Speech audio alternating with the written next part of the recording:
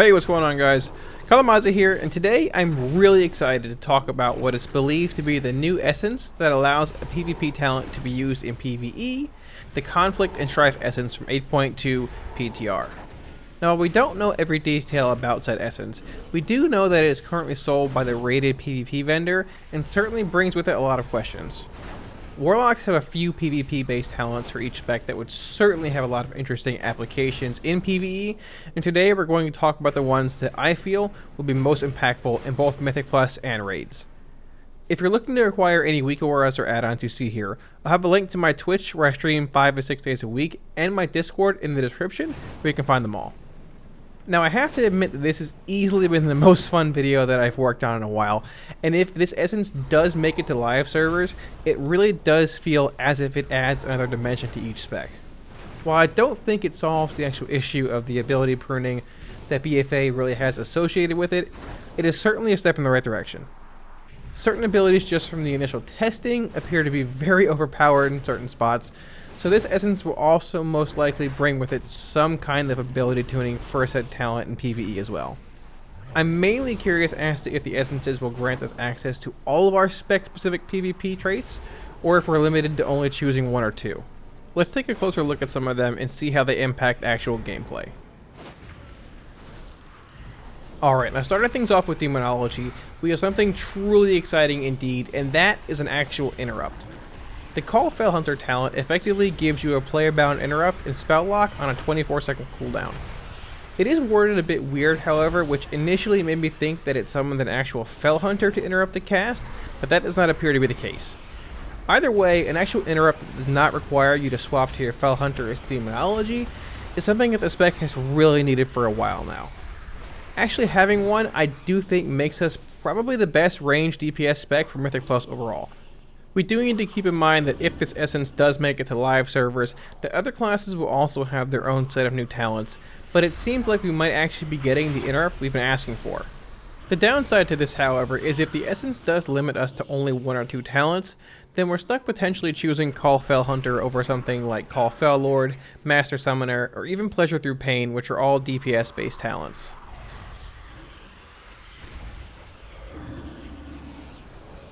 Call Fellord is an interesting talent, as the actual damage the Fellord deals is based off of a percentage of the mob's actual health pool. The fact that he is also stationary, dealing damage only within a certain radius, means that on weeks where there's a lot of kiting present, it might not be the best choice for Mythic Plus. It could be a strong choice on certain raid encounters where we have a set of ads spawning in a consistent location every so often, but I would imagine that the damage the Fellord does will most likely be tuned and not left as a percentage.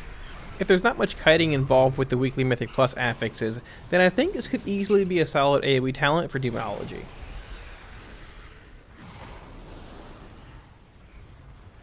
The Master Summoner talent makes it so that your Call Dreadstalkers is now an instant cast spell, which might initially seem like it's a pretty big bonus, but in reality it's not as big as it may seem. While Call Dreadstalkers is a decent portion of our damage, it is on a 20-second cooldown and does not have an extremely long cast time like Demon Bolt or some of our other spells regardless. The fact that Demonic Calling is also a thing, while also reducing its shard cost by 1, makes it a mediocre option in my opinion. It does however raise the question of, if we do take Master Summoner as a PvE based talent, does Doom finally become our best option in the level 30 talent row? If we're indeed limited to the number of PvP talents we can select, then I see Master Summoner sadly not getting much attention. The main PvP talent that I'm most interested in for Demonology, however, is easily Pleasure Through Pain. It states that whenever your Succubus is active, your shadow damage is increased by 15% and the cast time of Shatter Bolt is reduced by half a second. Even if you were just to briefly glance at this talent, you simply could not ignore those eerie Burning Crusade 0-2140 talent build feelings in the back of your mind. This build does raise a lot of questions as well, such as what player-bound spells does it actually affect, does it affect our Tyrant's Demon Fire damage or Dreadstalker's Dreadbite damage, and what does the build actually look like if we aren't running our Felguard? Well, I do have some answers to those questions. Pleasure Through Pain does not affect our Tyrant's Demon Fire damage, nor does it affect our Call Dreadstalker's Dreadbite damage. It does, however, increase our damage dealt by Implosion, Hand of Gul'dan, Demon Bolt, and Shadow Bolt. While we do lose the ability to cast Soul Strike and Demonic Strength with our Felguard no longer being the pet of choice, The cast time reduction on Shadow Bolt really makes the spec feel even smoother than it does on live servers. If you're running an explosive potential build, things just begin to almost feel degenerate in a sense.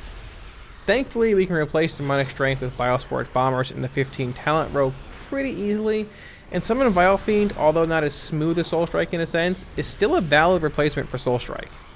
You do, however, also need to factor in the loss of Fellstorm, Legion Strike, and Axe Toss, just to name a few things in Mythic Plus that we lose without our Felguard.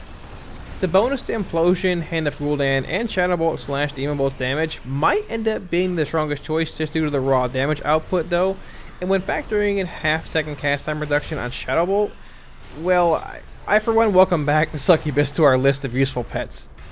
If you look here as well, you can see that her Lash of Pain ability also deals a pretty significant amount of damage on single target encounters. I'm mainly waiting to see what the new essence actually entails before diving too far into this build, because if it does actually make it to live servers in the form we think it will take a lot of research and testing, which will end up warranting its own video. Affliction also has some pretty interesting PvP talents, some of which I think could actually make an impact both in Mythic Plus and raid settings.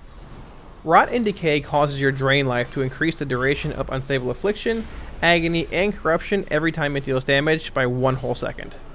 This does indeed increase the overall damage that each individual dot deals over the extended course of its lifespan. I can easily see this build becoming pretty powerful during your opening Dark Lair window and other times where CDs are used or UAs are dumped. The thing about this talent, however, is that it eats through your mana like nothing I've ever seen before, so you will certainly need to choose when you want to actually drain for max value.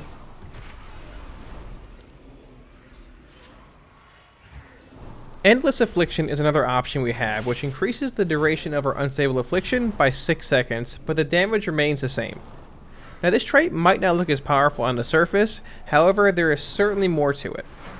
First off, it means we have a much higher overall uptime for Unstable Affliction, which means we have a much higher uptime for the 10% bonus damage it grants us, which should easily be above 90%. Increasing Unstable Affliction's duration also means that the Cascading Calamity Azerite trait becomes even more attractive in a sense, as it also makes maintaining somewhere I would imagine above 90% uptime on it pretty trivial. This is another talent that I certainly want to tinker with more, as it has a lot of subtle interactions that aren't necessarily seen up front. Soul Shatter is an option more so when it comes to the AoE / multi-target scenarios, acting in a similar fashion to how Baleful Invocation does for Demonology.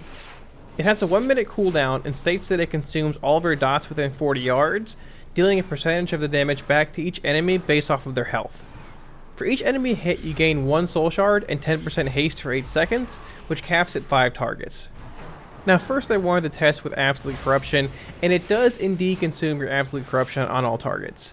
This does, however, provide Affliction with a bit of burst AoE in Mythic Plus, as well as up to 50% haste and 5 soul shards. The fact that you do have to reapply your dots afterwards is a bit unfortunate, but with 60% or more haste, you still gain a lot of value from it.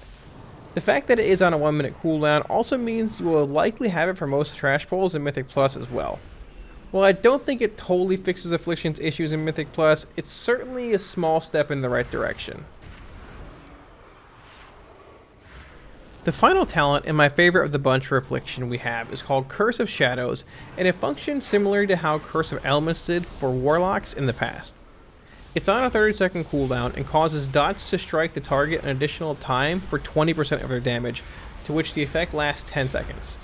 Now you certainly want to use this in your Dark Lair / CD windows, as well as with large Inevitable Demise stacks if at all possible. With its cooldown being so short, it is certainly something to get excited about, however I do wish it had some kind of AoE or multi-target applications. I do think that they very well might increase the cooldown on Curse of Shadows if it does indeed reach live servers, as having its effect active for roughly 20 seconds every minute does seem pretty overpowered. Destruction, on the other hand, does not have as many interesting traits, I feel, as Affliction or Demonology, but the two traits that I want to touch on are very strong on their own. Bane of Havoc replaces actual Havoc, but is now able to be placed in a certain location. Doing so applies Havoc to all targets within said circle. This does indeed mean that Aoe Chaos Bolt is back. I immediately wanted to do some testing with it and Rolling Havoc as well as Grimoire of Supremacy. For each cast, it does still grant only 1 stack of Rolling Havoc as well as 1 stack of Grimoire of Supremacy, but the damage you can do is utterly insane. The fact that it's on a 45-second CD means you will pretty much have it for every pack in Mythic Plus, which is really strong. The only real downfall in Mythic Plus is that if you have a few targets which are spread outside of its placement, you won't be able to apply Havoc to all of them effectively. This is a huge plus for destruction in Mythic Plus, as well as certain potential raid bosses heading into 8.2, and I could easily see it catapulting destruction up to Demonology levels of playable in Mythic Plus.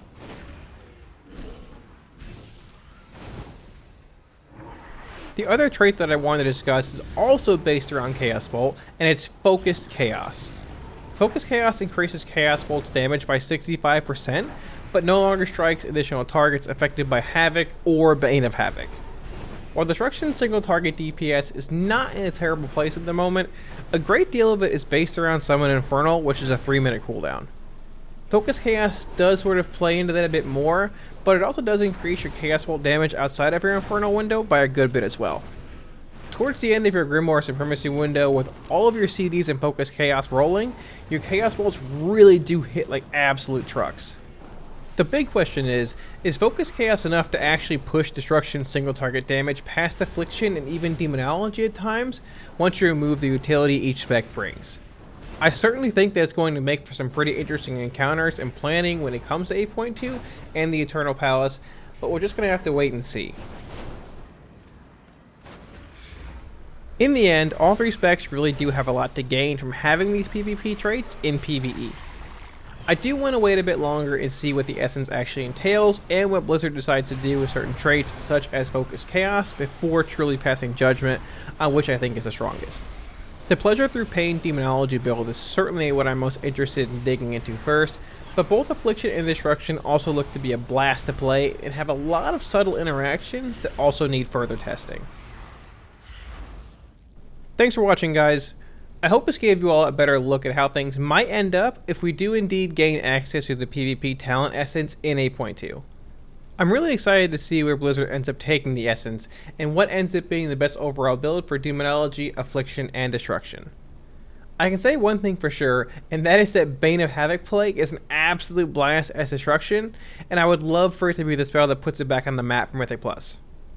If you're looking to acquire any weak auras or add-ons you've seen here, I'll have a link to my Twitch and Discord in the description where you can find them all.